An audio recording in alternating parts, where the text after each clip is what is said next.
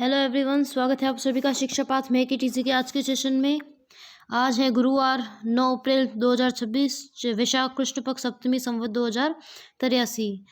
आज हमारा सेशन 8 अप्रैल और 9 अप्रैल दोनों दिन के कंटेंट से रिलेटेड होगा। कल किसी कारणवश हमारी क्लास नहीं हो पाई थी, तो आज हम दोनों दिनों का कंटेंट लेके चलेंगे।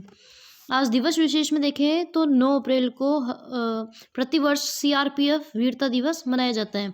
9 अप्रैल इसकी जो पृष्ठभूमि देखें, हिस्ट्री देखें तो 9 अप्रैल 1965 को गुजरात के कच्छ के रण में स्थित सरदार पोस्ट पर पाकिस्तान के एक बड़े हमले को सीआरपीएफ की 2 कंपनियों ने विफल कर दिया था, जिसमें पाकिस्तानी सेना की 51 इन्फेंट्री ब्रिगेड ने हमला किया था, लेकिन सीआरपीएफ के जवानों ने डटकर मुकाबला किया और उन्हें पीछे हटने पर मजबूर कर दिया था। अर्थात 9 अप्रैल 1965 को सरदार पोस्ट जो गुजरात के कच्छ के रण में पाकिस्तानी सेना ने हमला कर दिया था, सीआरपीएफ के जवानों ने उसे नाकाम किया था। इस बहादुरी में सीआरपीएफ के 6 जाबाज शहीद हो गए थे। इस लड़ाई में 34 पाकिस्तानी सैनिक मारे गए, 4 को जिंदा पकड़ लिया गया, जो एक ही लड़ाई में दुश्मन की सबसे बड़ी हार में से एक थी।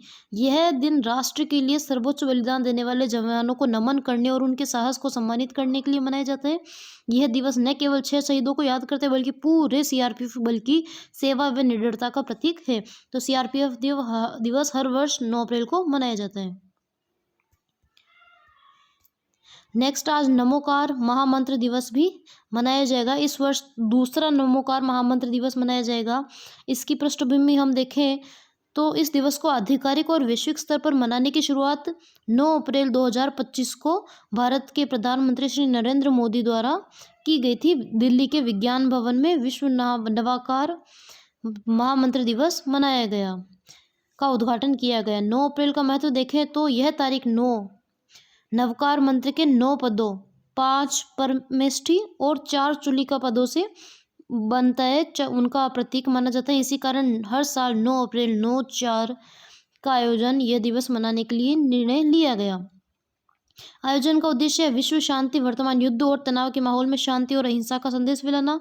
इस दिन जैन समाज के सभी संप्रदाय, दिगंबर, श्वेतांबर, स्थानकवासी, तेरापंथी एक साथ आकर सामूहिक जाप करते हैं। अर्थात जैन जो संप्रदाय है वो विभिन्न भागों में बटा हुआ है, जिनमें श्वेतांबर, दिगंबर और स्थानकवासी होते हैं। श्वेतांबर 2 भागों में बटा हुआ होता है, तेरापंथी और 22पंथी। ये सभी एक साथ मिलकर सामूहिक जाप करते हैं नमोकार महामंत्र का। परियोजना का नाम हम देखें, राम जल सेतु लिंक परियोजना। इसके तहत क्या क्या जानकारी दी गई है आज, तो हम उसके बारे में देखें तो पूर्वी राजस्थान के 17 जिलों को पानी पीने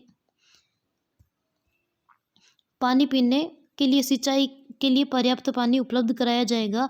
ERCP जो उसका बदला हुआ नाम है, राम जल सेतु लिंक परियोजना। इसके तहत 17 जिलों को पर्याप्त पीने का पानी उपलब्ध करवाया जाएगा। राज्य की लगभग 40% आबादी इस परियोजना से लाभान्वित होगी। इसके तहत जो चंबल एक्वाडक्ट बनाया जा रहा है, उसकी विशेषताएं हम देखें तो श्री भजनलाल शर्मा ने बूंदी जिले की इंद्रगढ़ तहसील के गुहाटा गाँव में इसके निर्माण का निरीक्षण किया है।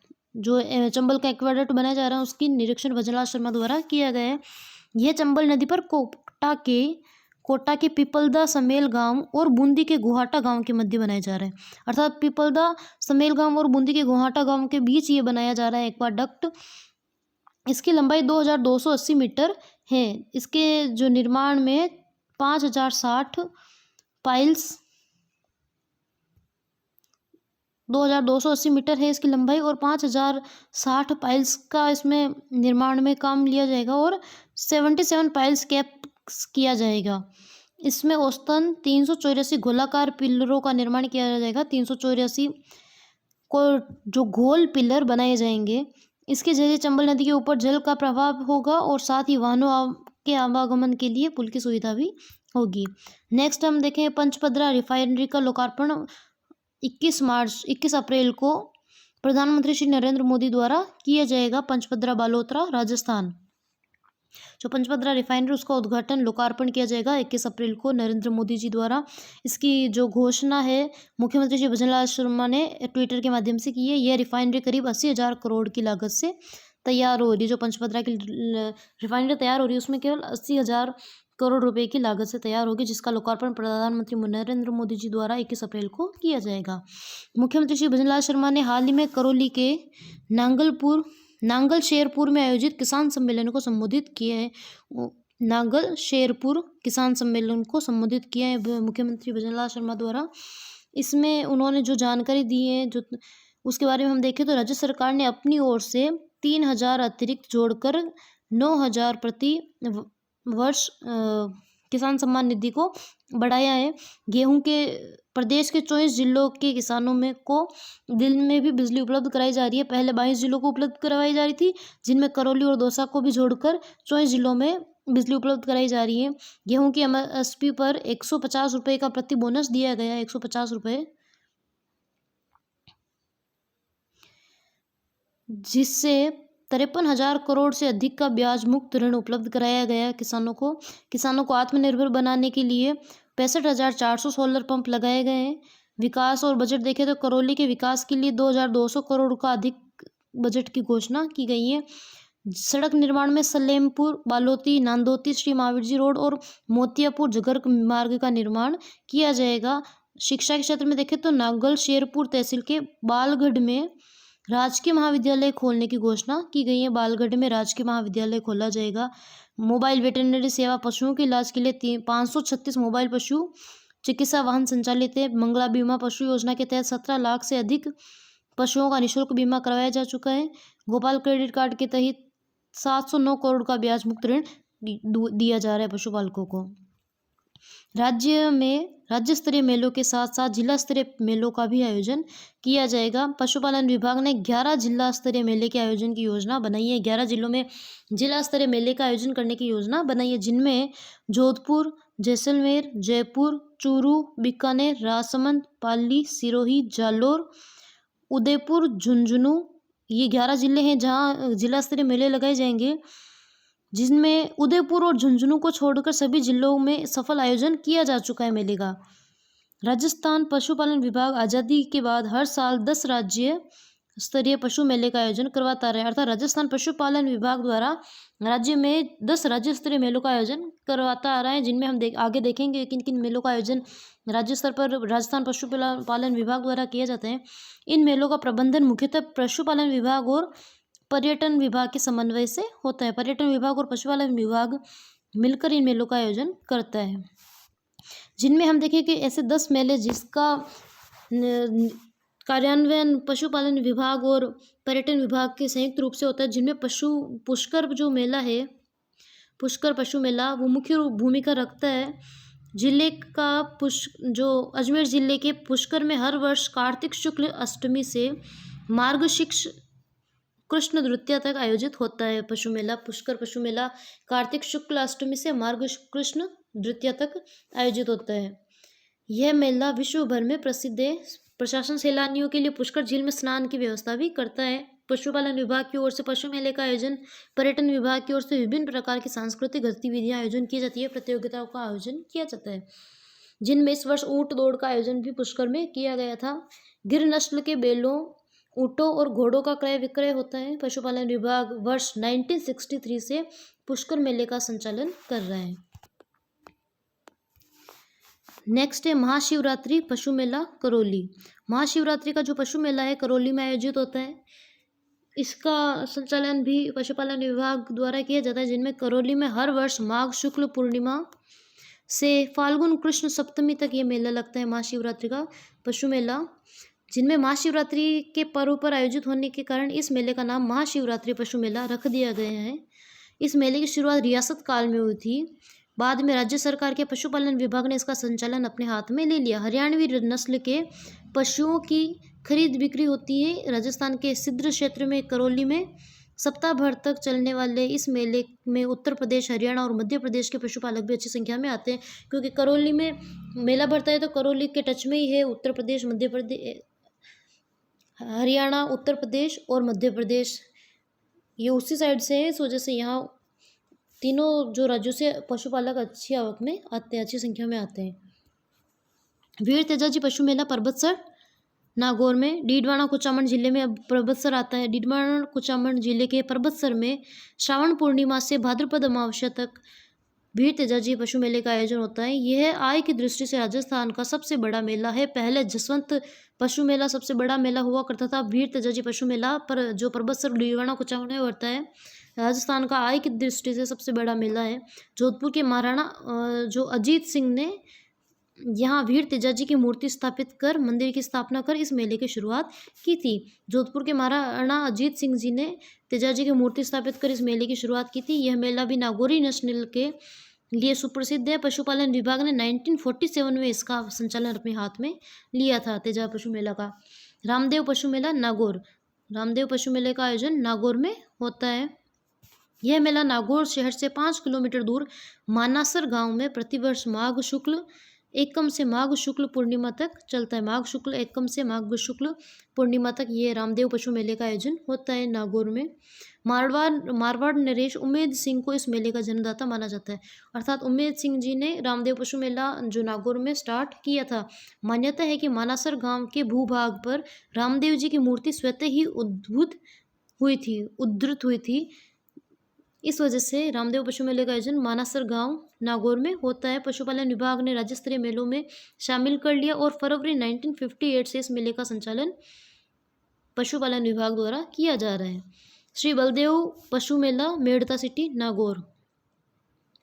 बलदेव पशु मेला का आयोजन मेड़ता सिटी नागौर में होता है। नागौरी जिला नागौरी नस्ल के गोवंश के कारण अतीत से काल से ही विश्वविख्यात रहा है। नागौर जिले में प्रतिवर्ष 3 राज्य स्तरीय पशु मेले का आयोजन किया जाता है। लोकप्रिय किसान नेता श्री बलदेव राम मिर्धा की स्मृति में यह मेला चैत्र शुक्ल एकम से चैत्र शुक्ल पूर्णिमा तक आयोजित किया जाता है। प्रमुख आकर्षण दमखम के लिए विख्यात नागौरी नस्ल के बैल है, जिनकी लोकप्रियता के कारण राजस्थान के अलावा गुजरात, हरियाणा, मध्य प्रदेश, उत्तर प्रदेश, पंजाब से पशुपालक एवं व्यापारी यहाँ आते हैं। तो जो नागौर में 3 राज्य स्तरीय पशु मेला का आयोजन किया जाता है, जिनमें वीर तेजाजी पशु मेला, रामदेव पशु मेला और श्री बलदेव पशु मेला मेड़ता सिटी नागौर। श्री घोगामेड़ी पशु मेला हनुमानगढ़ घोगा जी के स्थान पर इसका आयोजन किया जाता है। हिंदू मुस्लिम एकता का प्रतीक है। घोगा जी की स्मृति में प्रतिवर्ष श्रावण शुक्ल पूर्णिमा से भाद्रपद शुक्ल पूर्णिमा तक 1 महीने तक की घोगामेड़ी में इस मेले का आयोजन होता है। अत्यंत पावन एवं प्रसिद्ध घोगामेड़ी नामक स्थान हनुमानगढ़ जिले के नौहर तहसील में पड़ता है।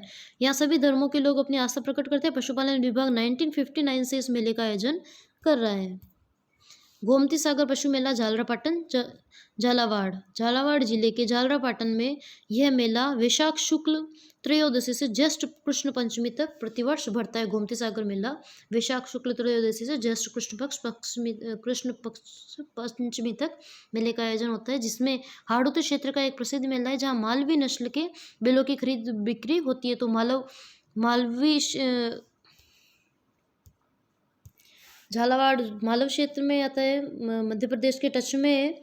तो यहाँ मालवी नस्ल के बैलों की खरीद बिक्री होती है। राज्य सरकार द्वारा 1959 में इसे राज्य स्तरीय पशु मेलों में शामिल कर इसका आयोजन पशुपालन विभाग को सौंप दिया है। मल्लीनाथ पशु मेला तिलवाड़ा बालोतरा में मल्लीनाथ पशु मेले का आयोजन होता है। यह पशु मेला वीर योद्धा रावल मल्लीनाथ की याद में शुरू किया जाता है। पालन विभाग ने इस मेले का संचालन 1957 में शुरू कर दिया था। मल्लीनाथ जो पशु मेले का आयोजन पशुपालन विभाग को 1957 में सौंप दिया गया।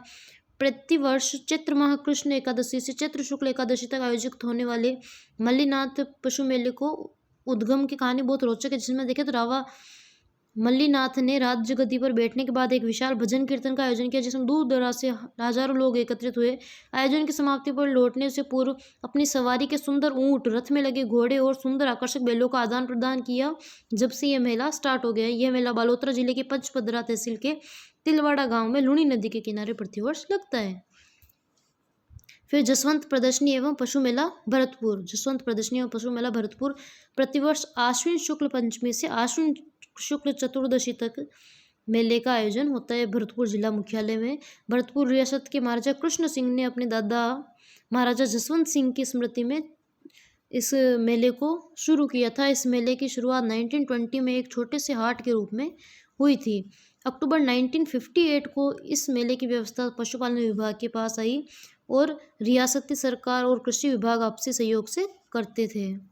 जो रियासती सरकार और कृषि विभाग आपसी सहयोग से 1958 में करते थे, अब पूर्णतः पशुपालन विभाग द्वारा इसका किया जाता है।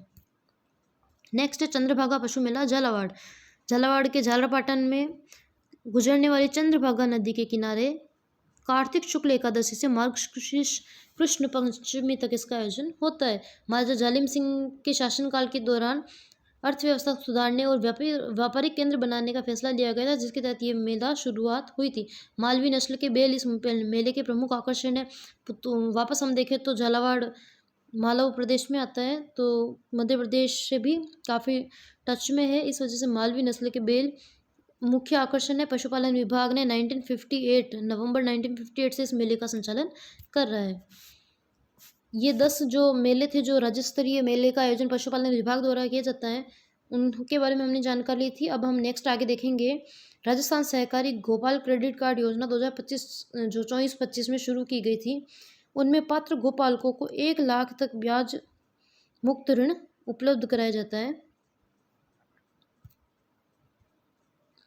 1 लाख तक का ब्याज मुक्त ऋण उपलब्ध करवाया जाता है। गोवंश संरक्षण को बढ़ावा देना, पशुपालकों के आय वृद्धि के लिए आर्थिक सहयोग करना। ऋण का उपयोग देखें तो पशुपालक गाय भैंस के लिए शेड निर्माण, खेली निर्माण, चारा बाटा की खरीद के लिए इसका उपयोग कर सकते हैं। पात्रता देखें, एलिजिबिलिटी देखें तो राजस्थान के ग्रामीण क्षेत्रों में निवास करने वाले गोपालक परिवार ऐसे परिवार जिन्होंने पूर्व में 2 से अधिक ऋण न ले रखे हो, प्रत्येक पात्र परिवार के एक सदस्य को यह ऋण की सुविधा मिलती है। नेक्स्ट हम इसमें देखें तो आवेदन की प्रक्रिया, तो राज्य सरकार के पोर्टल पर जन आधार कार्ड और OTP के माध्यम से इसमें आवेदन कर सकते हैं।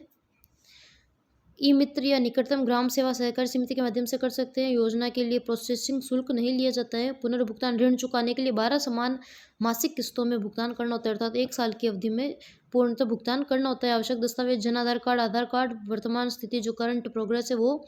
अब तक राज्य के 93,000 से अधिक लाभार्थियों को 700 करोड़ से अधिक का राशि का वितरण किया जा चुका है।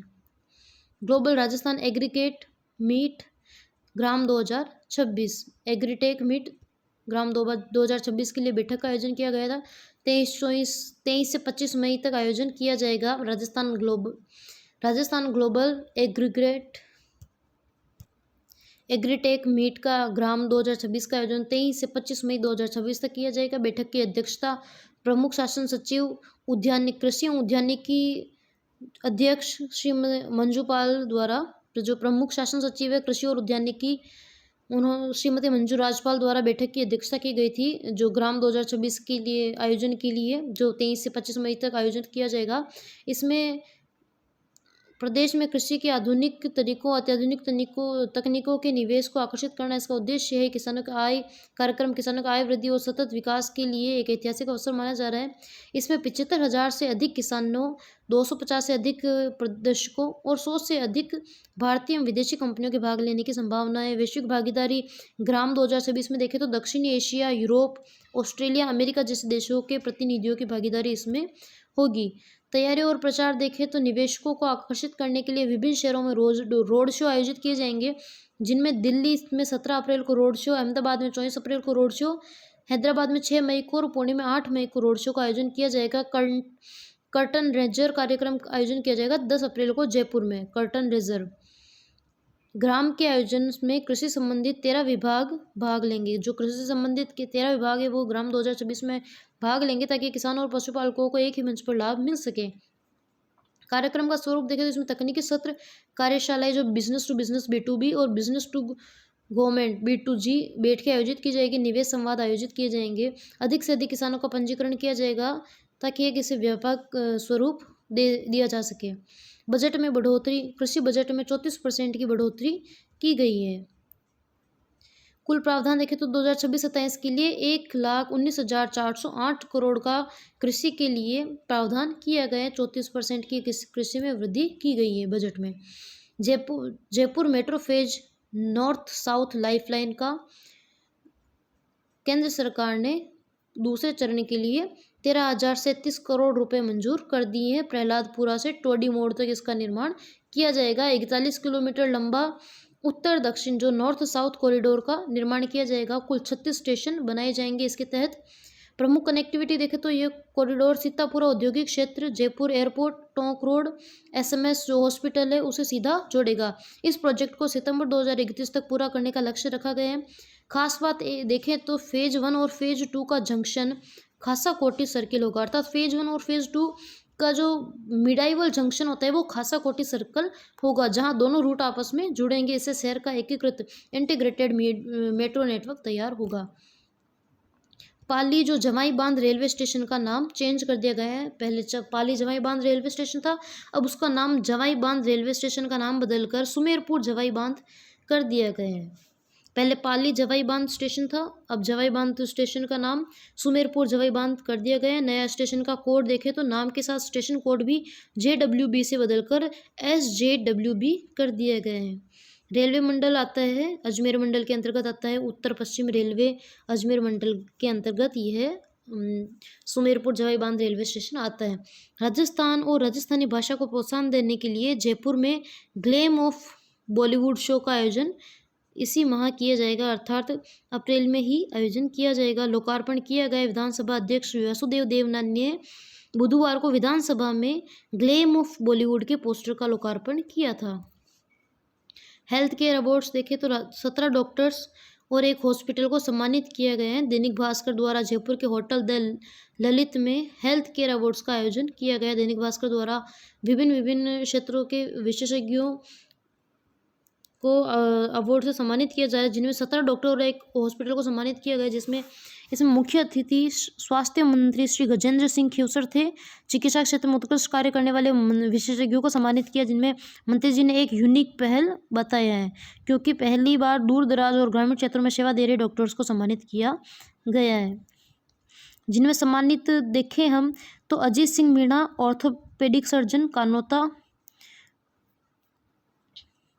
जयंतीलाल मीणा CMHO करौली, कृष्णा गुर्जर स्त्री रोग विशेषज्ञ विनायक हॉस्पिटल कोटपुतली, LN रुंडेला निर्देशक सिद्धि विनायक हॉस्पिटल चौमू, अशोक कुमावत निर्देशक सिद्धि विनायक हॉस्पिटल चौमू, LP शर्मा निर्देशक श्याम हॉस्पिटल लालसोट दौसा, महेंद्र मीणा शिशु रोग विशेषज्ञ Rishabh multi specialist hospital, Manish Pahadia दंत चिकित्सक है बाबूलाल पहाड़िया हॉस्पिटल दौसा, प्रशांत परासर निर्देशक है city hospital neuro trauma Jaipur, Manmohan Singh पूर्व न्यूरो सर्जन SMS हॉस्पिटल, मोहित चौधरी प्रबंधक है निर्देशक चिरायु हॉस्पिटल जयपुर, दीक्षित निशांत दीक्षित, प्रेमराज मीणा, गोविंद माथुर, ऋतुराज मीणा, शशि मीणा, विजय सिंह मीणा, मिनल अय्यर रेडिएशन और DL ड्रीम्स हॉस्पिटल को सम्मानित किया गया। जो दौसा का हॉस्पिटल है उन सभी को सम्मानित किया गया है चिकित्सा के क्षेत्र में। राजस्थान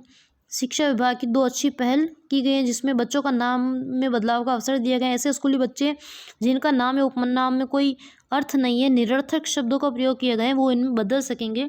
विभाग भी इसके लिए नए नाम सुझाएगा। अभिभावकों की राय और सहमति के बाद ही नाम बदला जा सकेगा। सेकंड है धूम्रपान करने वाले शिक्षकों पर नज़र रखी जाएगी। शराब गुटखा तंबाकू का सेवन करने वाले शिक्षकों की अलग सूची तैयार की जाएगी।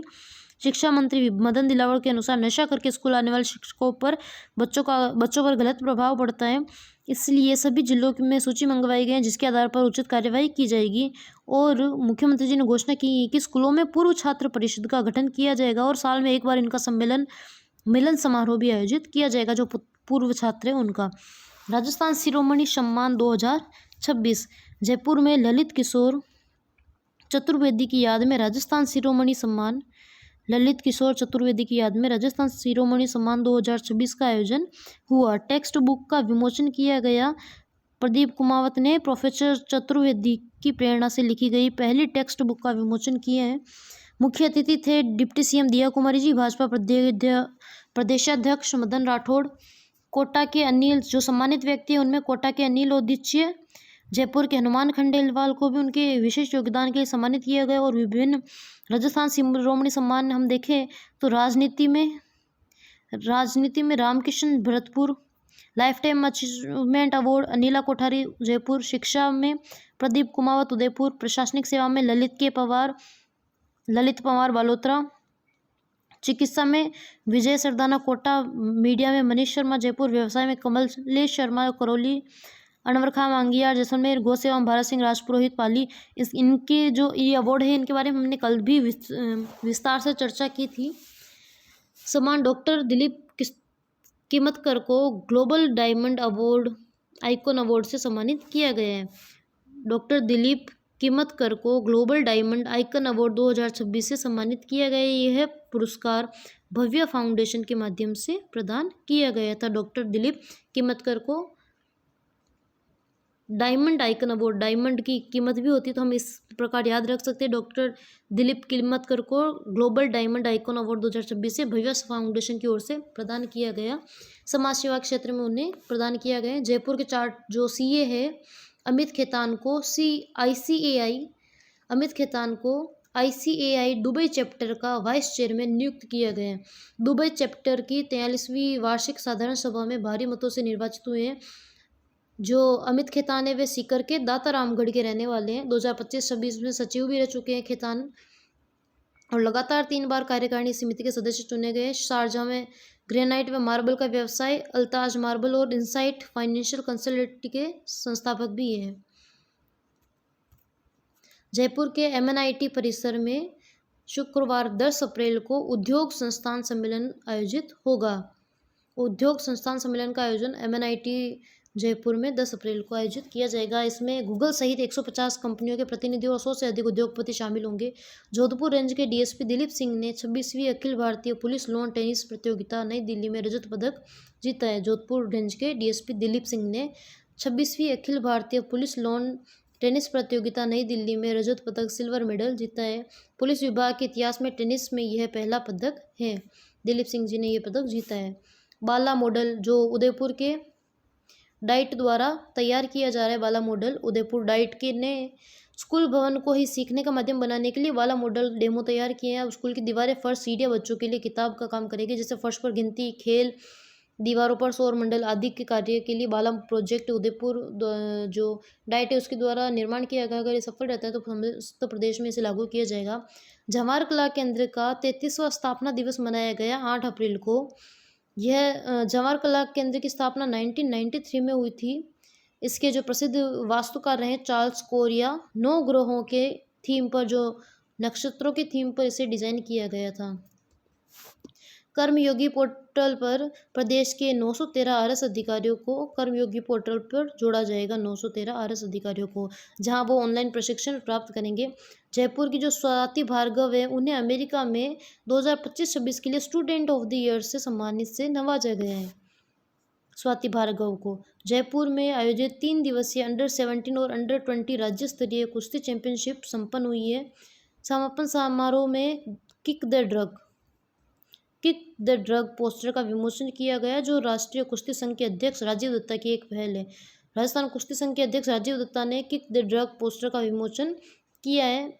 जयपुर में 3 दिवसीय SMS स्टेडियम में 17 अंडर-17 और अंडर-20 राज्य स्तरीय कुश्ती प्रतियोगिता संपन्न हुई। इनमें हम देखें तो महिला वर्ग फ्री स्टाइल में देखें गोल्ड मेडल विजेता 50 किलो वर्ग में कोमल वर्मा सीकर, 53 किलो में अंजलि कच्छावा भिलवाड़ा, 55 किलो में दिव्या शर्मा कोटा, 59 kg में कविता माली भिलवाड़ा, 65 kg में सोनम जाट जयपुर, 72 kg में तन्नू चौधरी झुंझुनू, 76 में खुशी जाट भिलवाड़ा, 73 kg में तनिषा भिलवाड़ा, 69 kg में सरजा भिलवाड़ा, 49 kg में गुंजन यादव अलवर, 65 kg में सोनम जयपुर, 57 किलो में नचिता सीकर, 53 kg में शीतल भरतपुर, 40 kg में पलक हनुमानगढ़, 43 kg वर्ग में हंसा राजसमंद, 46 में अनामिका चुरू और 61 में कृष्णा अजमेर गोल्ड मेडलिस्ट रहे महिलाओं में। और ओवरऑल हम रिजल्ट देखें तो अंडर-20 फ्री स्टाइल में रिक्की बिश्नोई 57 किलो वर्ग में, 61 किलो वर्ग में योगेश गुज्जर, 65 किलो वर्ग में सागर बिश्नोई, 70 में अनुज कुमार, 80 में मनीष जाट, अंडर-20 ग्रीको रोमन में 50 kg में हरिओम यादव, 65 kg वर्ग में सुभाष गुज्जर, 86 में विमल सामोता, 80 kg वर्ग में अमित गुज्जर इसमें शामिल है। नेक्स्ट हम देखें दीर्घकालीन लक्ष्य। आगामी 5 वर्षों में 50 करोड़ पौधारोपण का लक्ष्य रखा गया है। अब तक की प्रगति अर्थात टोटल जो राजस्थान गवर्नमेंट का जो कार्यकाल है 5 वर्ष, उसमें 50 करोड़ पौधे लगाने का लक्ष्य गवर्नमेंट द्वारा रखे गए हैं। अब तक की प्रगति में हम देखें तो पिछले 2 वर्षों में लगभग 19 करोड़ पौधे राजस्थान गवर्नमेंट द्वारा लगाए जा चुके हैं। 19 करोड़ पौधे 2024 के मानसून में 7 करोड़ के लक्ष्य के विरुद्ध 7.22 करोड़ पौधारोपण किया गया 7 करोड़ पौधे रोपण का लक्ष्य रखा गया, जिनमें 7.22 करोड़ पौधारोपण किया गया। 2025 के मानसून में 10 करोड़ पौधे का लक्ष्य रखा गया, जिनमें 11.74 करोड़ से अधिक का पौधारोपण हुआ है। 2025-26 में 10 करोड़ पौधे लगाने का लक्ष्य रखा गया है। एक पेड़ माँ के नाम प्रधानमंत्री नरेंद्र मोदी द्वारा प्रेरणा लेकर राज्य में मुख्यमंत्री वृक्षारोपण महाअभियान चलाए जा रहे हैं। नमो नर्सरी और नमो वन का निर्माण किया जाएगा। जिला मुख्यालयों पर नमो नर्सरी की स्थापना की जाएगी। प्रत्येक पंचायत समिति स्तर पर चरणबद्ध रूप से नमो वन विकसित किए जा रहे हैं। चंदन वन उदयपुर, सिरोही और बांसवाड़ा में चंदन वन का निर्माण किया जाएगा, स्थापना की जाएगी। तकनीकी निगरानी के लिए जियो टैगिंग का प्रयोग किया जाएगा। हरित बजट जो बजट 2025-26 को हरित बजट वर्ष कहा गया है। पहला हरित बजट वर्ष था। पहला हरित बजट 2025-26 था। वन मित्र एवं वृक्ष मित्र अभियान में आम जनता की भागीदारी सुनिश्चित करने के लिए वन मित्र और वृक्ष मित्र अहम भूमिका निभा रहे हैं। अभियान के तहत फलदार, छायादार और औषधीय पौधों की विभिन्न प्रजातियां लगाई गई हैं ताकि जैव विविधता का संरक्षण हो सके। मानसून से पहले ही स्थान चयन किया जाएगा, फेसिंग की जाएगी, घेराबंदी, गड्ढे खोदना, नर्सरियों से पौधे की व्यवस्था का कार्य पूरा कर लिया जाएगा ताकि मानसून में ही पौधारोपण कर सके, जिससे वो उनकी जो जीवित रहने की क्षमता है वो बढ़ सके। विभिन्न सरकारी विभागों और जन सहभागिता के माध्यम से इसे जन आंदोलन का रूप दिया गया है। मुख्यमंत्री श्री भजनलाल शर्मा के नेतृत्व और आवासन मंत्री श्री जबर सिंह खरा के निर्देशन में राजस्थान आवासन मंडल ने आम जन के लिए नए आवास लाने की तैयारी में है। जो राजस्थान के आवासन मंत्री जबर सिंह खरा है, प्रदेश के 13 से अधिक जिलों में जल्द ही नई आवासीय योजनाएं लाई जाएगी। 13 से अधिक जिलों में, जिनमें देखें प्रमुख जिले तो जयपुर, उदयपुर, बीकानेर, टोंक, नागौर, अलवर, करौली, भीलवाड़ा और अन्य जिलों में, जो टोटल 13 जिलों में लाई जाएगी। आवास के प्रकार हम देखें तो इनमें फ्लैट्स, स्वतंत्र आवास दोनों उपलब्ध रहेंगे। जो EWS है, LIG, मध्यम आय वर्ग और उच्च आय वर्ग के परिवारों के लिए किफ़ायती और गुणवत्तापूर्ण आवास उपलब्ध करवाए जाएंगे। स्थानीय विकास देखें तो जयपुर के आसपास फागी, चोमू में भी आवासन मंडल की नई योजनाएं लाने जा रहे हैं। प्रशासनिक बैठक ली गई। इसके तहत आवासन आयुक्त श्री अरविंद पोसवाल ने अधिकारियों को इन योजनाओं की सर्वोच्च प्राथमिकता के साथ पूरा करने के निर्देश दिए गए हैं। हम ध्यान में रखेंगे कि 13 जिलों में नई आवासीय योजनाएं लाई जाएगी। जयपुर, उदयपुर, बीकानेर, टोंक, नागौर, अलवर, करौली, भीलवाड़ा आदि इनमें शामिल है। रबी विपणन सीजन 2026-27 गेहूं की खरीद की निगरानी। खाद्य एवं नागरिक आपूर्ति मंत्री श्री सुमित गोदारा ने गेहूं की खरीद समीक्षा के लिए महत्वपूर्ण निर्देश जारी किए, जिनमें विशेष टीम का गठन किया जाएगा। गेहूं की खरीद व सतत निगरानी व पारदर्शिता के लिए किसानों के लिए टाइम स्लॉट बुकिंग की जाएगी। बायोमेट्रिक सत्यापन होगा, जिससे फर्जीवाड़े पर रोक लगेगी। खरीद के लिए केवल पंजीकृत किसान जन आधार कार्ड में अंकित परिवार के सदस्य अधिकृत होंगे। बारदाने जो बैग है उनकी पर्याप्त उपलब्धता सुनिश्चित करने के निर्देश दिए गए हैं। अधिक आवक वाले जिलों में एक की बजाय अधिकाधिक एजेंसियां खरीद कार्य में लगाई जाएगी। जयपुर में पश्चिम क्षेत्रीय कृषि सम्मेलन का आयोजन हुआ, जिसमें केंद्रीय कृषि मंत्री शिवराज सिंह चौहान ने महत्वपूर्ण घोषणाएं की, जिनमें हम देखें तो योजनाओं में लचीलापन लाया जाएगा। अब केंद्र सरकार राज्यों पर योजनाएं नहीं थोपेगी। 18 योजनाओं में फंड की कैंपिंग खत्म कर दी गई है, जिससे राज्य अपनी जरूरत के अनुसार बजट का उपयोग कर सकेंगे। फार्मर ID आने वाले समय में खेती का पूरा सिस्टम इसी ID पर आधारित होगा। खाद बीज सहकारी मदद भी इसी के जरिए किया जाएगा। अमानक खाद बीज पर सख्त कानून लाया जाएगा। नकली अमानक खाद बीज लाने वालों को खिलाफ केंद्र सरकार संसद के अगले सत्र में नया कानून लाएगी। वर्तमान में 1968 के कानून के तहत कार्यवाही होती है। विकसित कृषि संकल्प अभियान, इसकी शुरुआत की जा रही है, जिसकी पहल राजस्थान ने की है। दशरथ सिंह ने रचा इतिहास, 138वीं डिग्री हासिल की। राजस्थान के सबसे पढ़े लिखे इंसान के रूप में दशरथ सिंह को जाना जाता है। उन्होंने वापस इतिहास रच दिया है। उन्होंने 138वीं डिग्री हासिल की है। झुंझुनू के निवासी सैनिक डॉक्टर दशरथ सिंह खिरोड़ ने शिक्षा के क्षेत्र में एक नया कीर्तिमान स्थापित किया है। उन्होंने इग्नू से 39वें दीक्षांत समारोह में उनकी 138वीं डिग्री प्रदान की गई है। उन्होंने ये डिग्री MA इन वैदिक स्टडीज़ में विशिष्ट योग्यता के साथ पूरी की है। शिक्षा के क्षेत्र में अब तक 13 विश्व रिकॉर्ड बना चुके हैं। वे वर्तमान में भारतीय सेना और रक्षा मंत्रालय में वरिष्ठ सलाहकार के पद पर कार्यरत हैं। राजस्थान माध्यमिक शिक्षा निदेशालय ने प्रदेश के विद्यार्थियों को डिजिटल सुरक्षा के प्रति जागरूक करने के लिए अंतर्राष्ट्रीय साइबर ओलंपियाड का आयोजन करेगा 2026। कक्षा 1 से 10 के सभी सरकारी, निजी और सहायता प्राप्त स्कूलों के विद्यार्थी इसमें शामिल होंगे। पंजीकरण शुल्क 130 रुपये होगा ताकि हर वर्ग के छात्र भाग ले सके।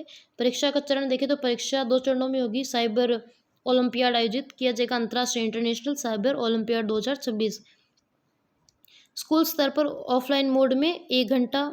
जो सेकेंड चरण रहेगा अंतर्राष्ट्रीय स्तर पर 3 से 10 के छात्र चयनित किए जाएंगे। साइबर सुरक्षा, डिजिटल साक्षरता और नवीनतम तकनीकी रुझानों पर समझ विकसित करना इसका उद्देश्य है। उत्कृष्ट प्रदर्शन करने वालों को नकद पुरस्कार मिलेगा, ट्रॉफी और पदक दिए जाएंगे। सभी प्रतिभागियों को प्रमाण पत्र मिलेगा। दैनिक भास्कर द्वारा एजुकेशन इन एक्सीलेंस अवार्ड प्रदान किए गए, जिनमें नवाचार और गुणवत्ता लाने वाले 3 शिक्षाविदों और संस्थानों को सम्मानित किया गया, जिनमें जो मुख्य अतिथि डिप्टी सीएम प्रेमचंद बेरवा, जो उच्च शिक्षा मंत्री भी राजस्थान सरकार में है। इनमें हम देखें तो doctor Arvind CMD Arth group, Atul Kumar MD neurons education service, Biram Singh chairman JB Purvanchal boarding school, professor doctor Biswajoy, Dinesh Juneja, Hardeep Bakshi, Isha chairperson, Jitendra Tanwar MD Namdev fitness के, doctor Lav Vyas, M A. Raju, Mahant Huknath presidents, Manoj Chachan chairman है लाइस यूनिवर्सिटी के, Manoj K Bajaj, Pukhraj Kularia, Purnagiri M, Raghav Modi, Ravindra Singhania, doctor Shodhan, doctor S L. Sihag, S S. Sarang Devot, Surendra Yadav, Umesh Sharma, Mahendra Singh, इन्हें सम्मानित किया गया है। Empowering Rajasthan youth a legal literacy initiative 2026 का आयोजन किया जा रहा है। यह मुख्य रूप से कोर्ट वाली दीदी बॉक्स के अंतर्गत किया जा रहा है।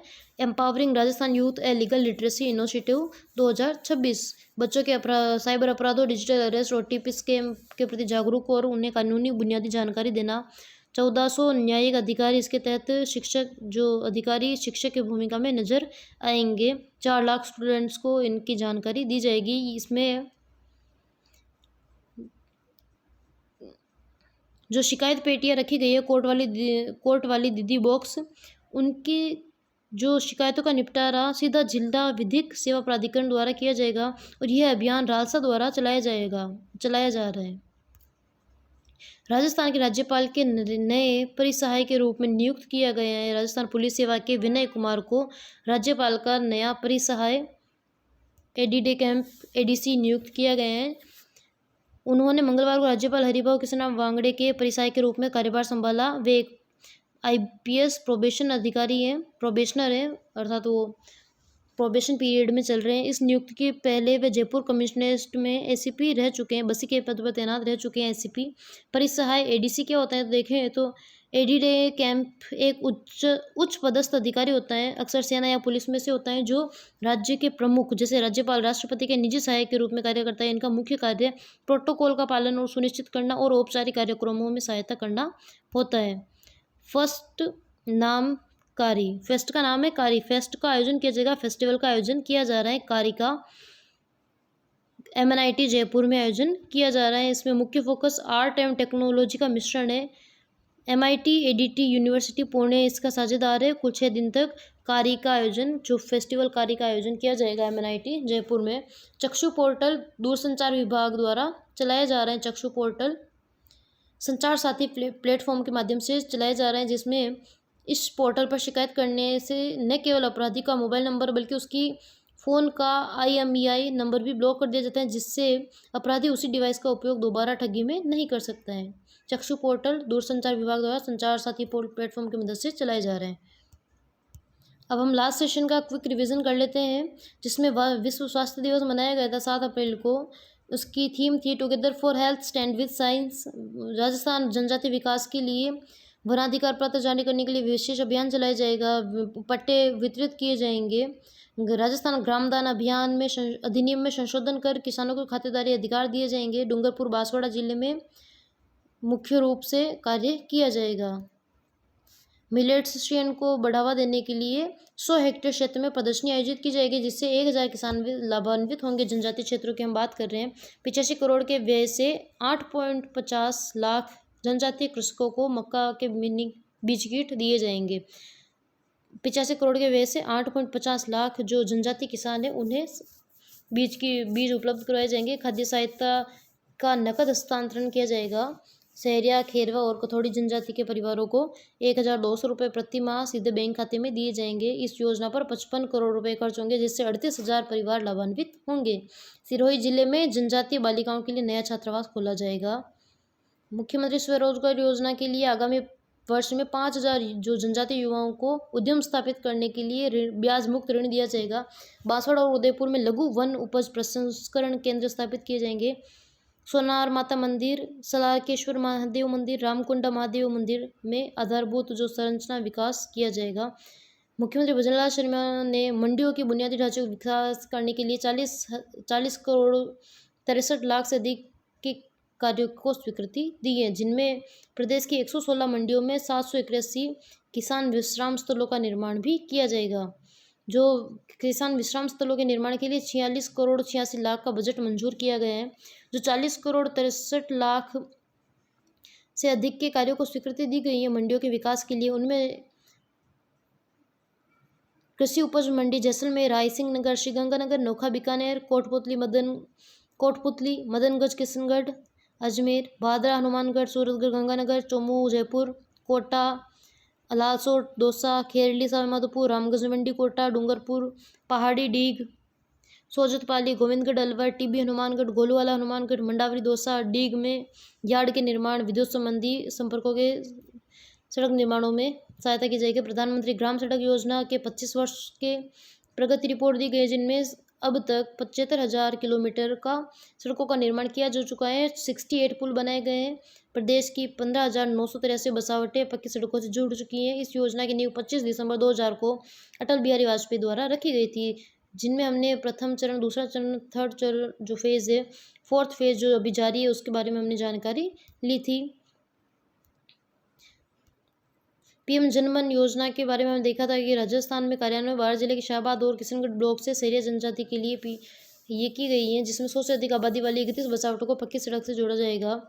लाडो प्रोत्साहन योजना 1 अगस्त 2024 से शुरू हुई है, जिनमें 1.5 लाख रुपए की सहायता 5 किस्तों में दी जाती है, जिनमें पहली किस्त 1 वर्ष पूर्ण होने पर, समस्त की टीकाकरण होने पर 2500 रुपये, दूसरी किस्त है पहली किस्त बालिका के जन्म पर 2500, दूसरी 1 वर्ष पूर्ण होने या टीकाकरण समाप्त होने पर 2500, तीसरी किस्त के रूप में पहली कक्षा में प्रवेश लेने पर 4,000, चौथी किस्त के रूप में छठी कक्षा में प्रवेश लेने पर अर्थात 5वीं परीक्षा पूर्ण करने पर 5,000, पाँचवीं कक्षा में 5वीं किस्त है 10वीं कक्षा में प्रवेश लेने पर 11,000 और छठी किस्त 12वीं कक्षा में प्रवेश लेने पर 25,000, 7वीं किस्त स्नातक परीक्षा उत्तीर्ण करने या 21 वर्ष की आयु पूर्ण करने होने पर 1 लाख रुपए प्रदान किए जाते हैं।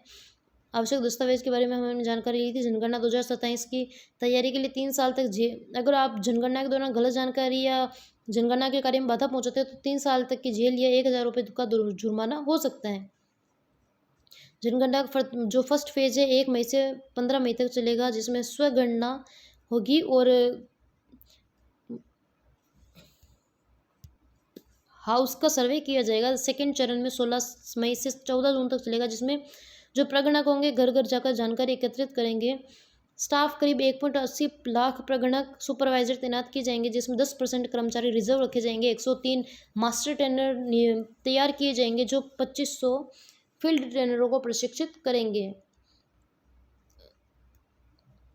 राजस्थान के जैसलमेर में कच्चे तेल के लिए उत्पादन में ऐतिहासिक वृद्धि हुई है, जिनमें 2025-26 में 70% तक की बढ़ोतरी हुई है। दैनिक उत्पादन 705 बैरल से 1,202 बैरल प्रतिदिन के रिकॉर्ड पर पहुंच चुका है। वार्षिक उत्पादन देखा वित्तीय वर्ष 2025-26 में 43,773 मीट्रिक टन रहा है, जो 2024-25 में 32,787 मीट्रिक टन था, उससे काफ़ी ज़्यादा है। बागेवाला ऑयल फील्ड जैसलमेर, इसमें बीकानेर नागौर उपबेसिन का हिस्सा है, थार के रेगिस्तान में स्थित है। कुओं की स्थिति देखें तो 52 कुएँ हैं, जिनमें से 33 में वर्तमान में उत्पादन कार्य हो रहे हैं CSS तकनीक के माध्यम से। इसके बारे में हमने विभिन्न जानकारी ली थी, CSS तकनीक को समझा था। भारतीय नौसेना इंडियन नेवी में लेफ्टिनेंट अंशु राठौड़, जो लाडनू के बिछुड़ा गांव की रहने वाली, उनका सड़क हादसे में निधन हो गया। वह अपने क्षेत्र की पहली नौसेना अधिकारी थी। राजस्थान में 38,019 स्कूलों में से केवल 14,067 स्कूलों में ही कंप्यूटर लैब उपलब्ध है। जो राजस्थान के एआई और कंप्यूटेशनल थिंकिंग के जो कोर्स स्टार्ट किया जा रहा है उसमें काफ़ी बड़ी बाधा के रूप में है। पर्यावरण के लिए सुप्रीम कोर्ट ने स्वतः संज्ञान लिया है, जिनमें जोजरी, लूणी और बांडी नदी के प्रदूषण प्रभावित होने के कारण उसके सर्वे के लिए एक विशेष कमेटी का गठन किया जाएगा, जो इसका अध्ययन करेगी। जयपुर में ट्रैफिक जाम से मुक्ति दिलाने के लिए डबल यू टर्न बनाए जाएंगे। अगर ये सफल रहता है तो प्रदेश के दूसरे शहरों में भी इसे लागू किया जाएगा। राजस्थान में स्कूली बच्चों की सुरक्षा के लिए कोर्ट वाली दीदी बॉक्स एक रालसा द्वारा राजस्थान राज्य विधिक सेवा प्राधिकरण द्वारा किया जा रहा है, और इन बॉक्स में डाली गई शिकायतें संबंधित जिला विधिक प्राधिकरण DLSA द्वारा उनके पास पहुंचेगी। वो इसका समाधान करेंगे। ट्रांसफॉर्मेटिव ट्यूसडे का, जिसके तहत हर ट्यूसडे को 7:30 से 9 बजे तक 1400 न्यायिक अधिकारी 4 लाख से ज़्यादा बच्चों को साइबर सुरक्षा और धोखाधड़ी से बचने की तरीके सिखाएंगे। 10 महीने तक अभियान ये जारी रहेगा। मिस ग्लैम राजस्थान 2026 अंशिका गुप्ता रही है। मिस ग्लैम राजस्थान के brand ambassador Kamna Rajpurohit, Miss Glam Rajasthan icon Bushra Khan, Miss Glam Rajasthan teen Harshita Pandey, Miss Glam Jaipur Poonam Chaudhary, ruby श्रेणी में सौम्या सक्सेना, डायमंड श्रेणी दीपाली भाटिया, एमरल्ड श्रेणी में Kavita Saini, Miss Glam Rajasthan star brand ambassador Kamna Rajpurohit, Miss Glam Rajasthan icon Bushra Khan, Miss Glam Rajasthan Harshita Pandey, Miss Glam Jaipur Poonam Chaudhary, ruby श्रेणी में सौम्या सक्सेना, डायमंड श्रेणी में दीपाली भाटिया, एमरल्ड श्रेणी में Kavita Sunny, Miss Glam Rajasthan star में पूजा ठक्कर, दिव्या चौधरी, निकिता वैष्णव सहित 7 मॉडल्स को अनंत महल रिजॉर्ट में ये कार्यक्रम आयोजन हुआ था, जिसमें प्रतिभागी रहे थे राजस्थान के टॉप 40 मॉडल्स। रनर्स अप्स में चेष्टा वर्मा, कीर्ति भार्गव, अनुष्का नारनोलिया, तनु रावत, रितु शर्मा, ईशा भट्ट और विदिशा यादव रनर्स अप चुना गया था उन्हें। दैनिक भास्कर द्वारा आयोजित एजुकेशन एक्सीलेंस अवार्ड में सीएम प्रेमचंद बेरवा मुख्य अतिथि थे, जिनमें 23 शिक्षाविदों संस्थानों को सम्मानित किया गया, जिनमें हमने विभिन्न विभिन्न जानकारी ली थी, विभिन्न अवार्डीज को देखा था। राजस्थान शिरोमणि सम्मान किशोर ललित किशोर चतुर्वेदी विचार मंच द्वारा प्रदान किया गया। 12 हस्तियों को उनके उत्कृष्ट कार्यों के लिए सम्मानित किया गया, जिनमें अवनी लेखरा, उस्ताद अनवर खां मांगणियार, मनीष शर्मा, विजय सरदाना, पंडित राजकुमार शर्मा, अनिल कोठारी, कमलेश शर्मा, भारत सिंह पुरोहित व पंडित रामकिशन कुमार, प्रदीप कुमार, ललित के पवार व पूनम कुलरिया को सम्मानित किया गया। वेस्ट जोनल एग्री कॉन्फ्रेंस का आयोजन जयपुर में पहली बार किया गया, जिसमें मंगलवार 7 अप्रैल को यह आयोजन किया गया। केंद्रीय कृषि मंत्री शिवराज सिंह चौहान ने अध्यक्षता की थी। राजस्थान, गोवा, महाराष्ट्र, गुजरात के मध्य प्रदेश के कृषि मंत्री और वरिष्ठ अधिकारी शामिल हुए थे। इनमें डिजिटल खेती, पर क्रॉप, मोर क्रॉप, नकली इनपुट पर रोक लगाना, बाजार नियंत्रण करना, मिलेट्स का प्रचार प्रसार करना इसका मुख्य उद्देश्य था। 5वीं summer Mister Rajasthan body building championship का आयोजन बीकानेर में हुआ था। इसमें ओवरऑल चैंपियन अरशान खान थे, विभिन्न runner up Praveen Kumar, best poser Sonu Yadav आदि। हमने विभिन्न विजेताओं के बारे में जानकारी ली थी। BCCI under-19 women high performance cap में तनिष्का शर्मा, मैना सियोल, हैप्पी कुमारी का चयन हुआ था। इसका आयोजन, जो हाई परफॉर्मेंस कैप का आयोजन 27 अप्रैल से 23 मई तक आयोजन किया जाएगा। आज का सेशन हमारा यही समाप्त होता है। प्लीज़ शेयर कीजिए, सब्सक्राइब कीजिए, लाइक कीजिए। Thank you.